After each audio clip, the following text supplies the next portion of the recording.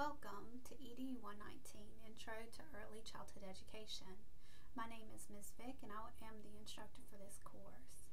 Today, through this video, I am going to explain a few of the essential components that will help you to become a successful student in this course. To begin with, we are going to look at the assignments and the overall course layout. In the Activities tab, you have links to your assignments, forms, and quizzes. These three areas are the areas in which you will earn your grade for the course. Okay? If you scroll down on the main page, the first thing that you will have to complete is your enrollment key quiz. The information in the course will not be available to you until this enrollment key quiz is opened. I would like to focus your information to the course syllabus. You are responsible for the information contained in the course syllabus. The announcements section, I would encourage you to check your announcements daily, and all of the messages, video messages that I record, such as this one, can be found in the video messages from your instructor folder. After you have completed the enrollment key quiz, the remaining information will be available to you. In Section 1, this welcomes you to the Vance Granville Community College's Early Childhood Education Department. Section 2, Important Course Resources. In early childhood education, we require that all of your work be supported by professional resources. So there's many links to files and websites here that will assist you in supporting your work with professional resources.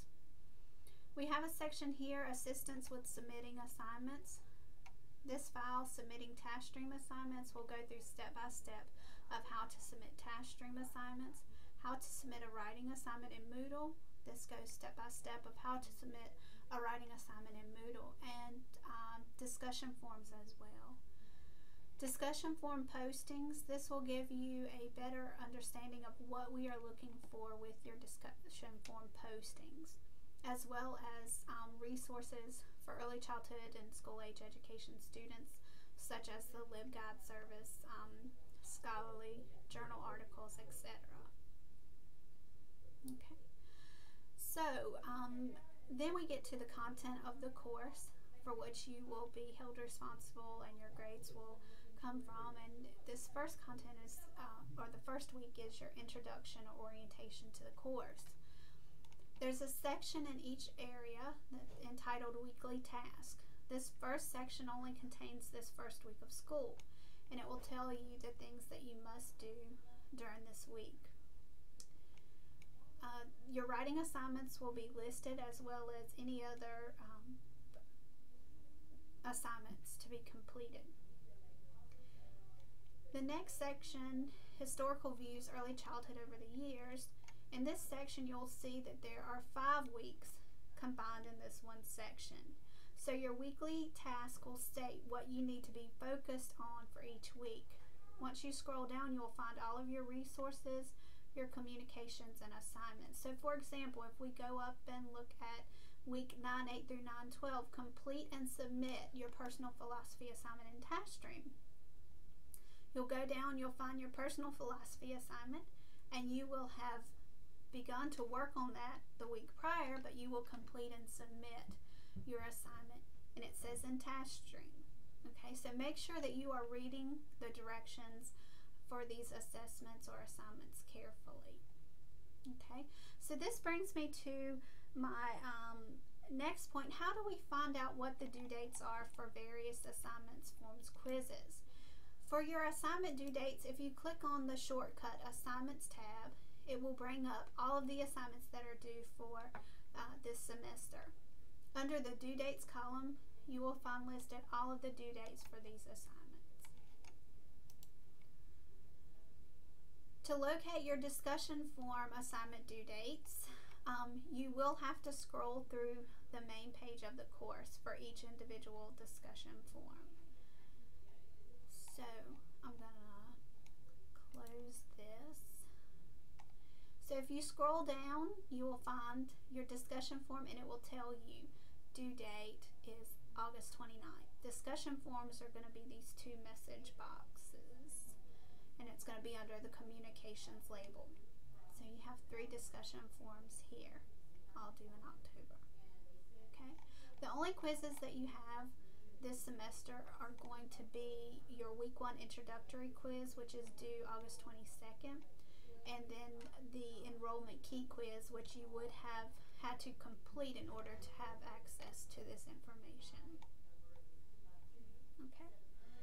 Now I would like to take a minute to explain the attendance policy as well as the late work policy. As mentioned before, I do not accept late work regardless of the reason. The reason for that is that attendance is taken in online courses based on your assignment submission. Okay?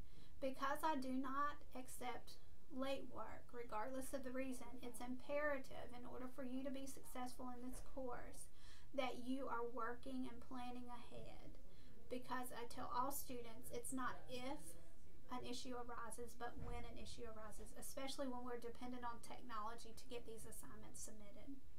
I encourage you to go ahead and begin your work ahead. For many of these assignments, you're given 2 to 3 weeks to complete the assignment.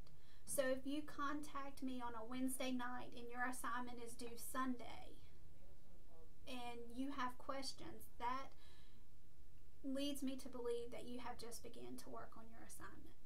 Okay? Make sure that you are submitting your work on time. Okay? So that will lead into the attendance policy. In order for you to remain in the class, you cannot miss more than 15% of the class work. Okay? For this class, 15% is going to be, I think it's 3 writing assignments. Okay? Or 3 assignments, 3 graded assignments. If you miss 3 assignments in the class, after 3 you will automatically be withdrawn. Okay? So remember that I do not accept late work. So not only if you turn an assignment in late, it's a 0, but it also counts against your attendance. Okay? So I think those bits of information are going to be essential to your success in the course. Again, if you have any questions, please feel free to contact me. The best way to contact me is through Moodle Messenger, and I'm listed as Mary Vick. In order to send me a message, you'll click on Participants,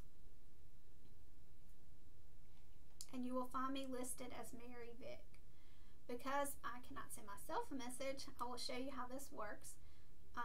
You click on a student or myself, and whoever you want to send the message to, and click Send Message.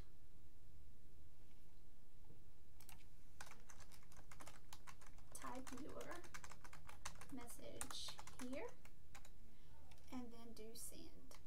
Okay? I am not going to send that because Stacy may wonder what in the world is Ms. Vick doing. So I'm just going to close that page. Okay? So I hope this information will help you and use it as guidance throughout this semester. If you have any questions, please feel free to contact me, and enjoy your semester.